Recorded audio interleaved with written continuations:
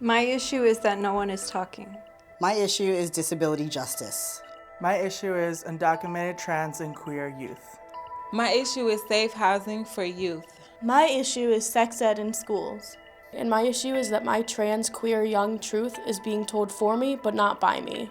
What's your issue?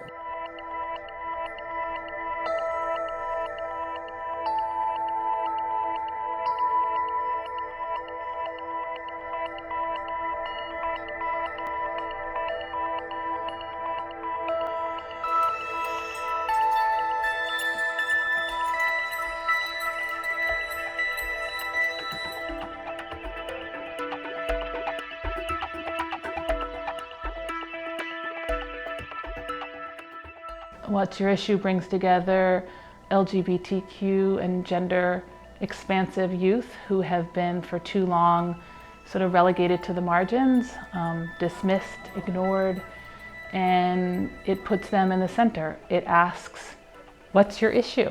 What's important to you? What do you care about? What do you want different in the world? What would you do for young people like you know, growing up 10, 20 years from now? What's your life like? And what ideas do you have to make the world a better place? You can't tell the story unless you are the story. How can you try to explain something to someone or, say that you know something and you haven't even lived it or you haven't experienced it or you have nothing to tell.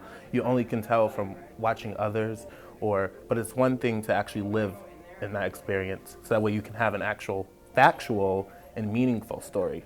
I started working with the What's Your Issue project 2 years ago. So I was 16 when I did that and I was in the 11th grade. It kind of opened up my eyes that my experiences were something valuable, but I lived that life. So obviously I always knew that these were things that happened to me, but the lens that the project put it on was that my experiences were important and that these were things that systematically were happening to me and not necessarily something I could control.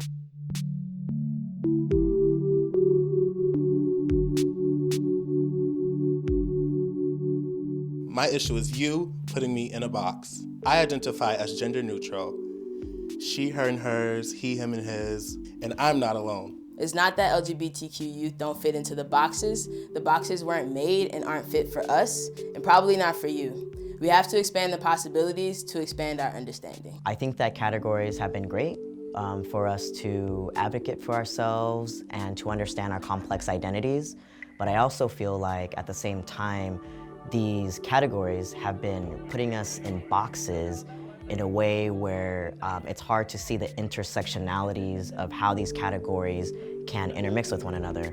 For instance, I identify as Black, Asian, gender nonconforming, trans, masculine-centered, fluid in my sexuality.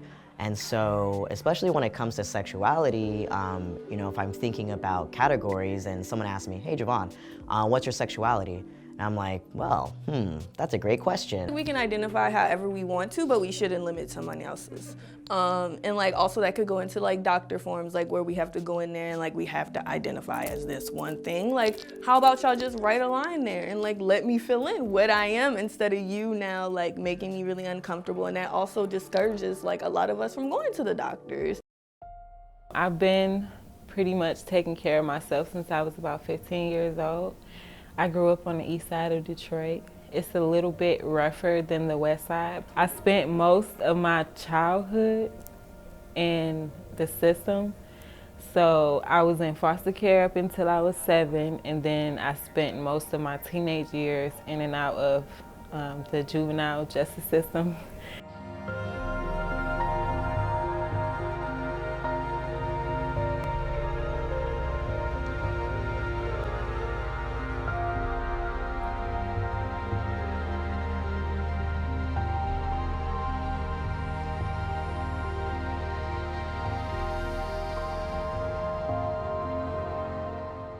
I had a lot of trauma in my childhood also.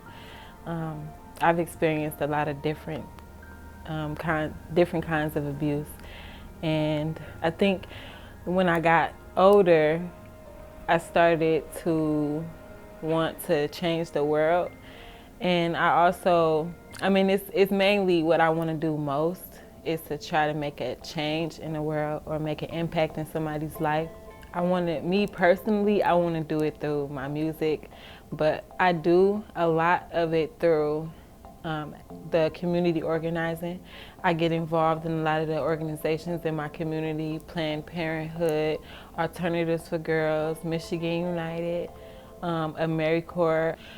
I'm a part of a group called Detroit Represent, and we do a lot of campaigning around justice and through social media and just in our community as a whole. And we try to provide people with resources and coping skills. My activism, my advocacy is rooted in youth empowerment. So I'm intentional about holding space for young people. And I think my words specifically for them are, I hear you, I see you, I support you. Together we are the change. Together we will thrive. And to my younger self, I would say that I will survive and that I'm not going anywhere. If I could tell my younger self that, and if young people can hear that, I think that it would provide a sense of purpose, a sense of comfort in knowing that you have purpose here, that you are worthy, that you have potential, and that you are part of a movement. With my family, they love me dearly. I am like, adored. Yes, they adore me, you know. It's just that they didn't know how to help. They were like, you know, I don't want to sound mean, but kind of just dumbfounded about the whole LGBTQIA spectrum. After I came out, I started getting the resources and the help that I needed. I started becoming the resources that I needed because I wanted to get involved. I started doing trainings. I started being a peer leader, doing all types of conferences and going to different places to understand. After I came out, I felt like the whole family came out, you know, because I was the first and I was bold enough, and I've always been a bold person. I've always been, I'm pro me, I don't care. I don't care what anyone has to say, I'm gonna be me, and that's just that. And I felt like for my younger, you know, cousins and, you know, everyone, they were like, oh wow, like if Dimitri can do it, I can do it, you know? So, and I was happy that I could be that role model to them because I didn't have that growing up. I was just like, I guess I have to set the example, and that's how I want them to be.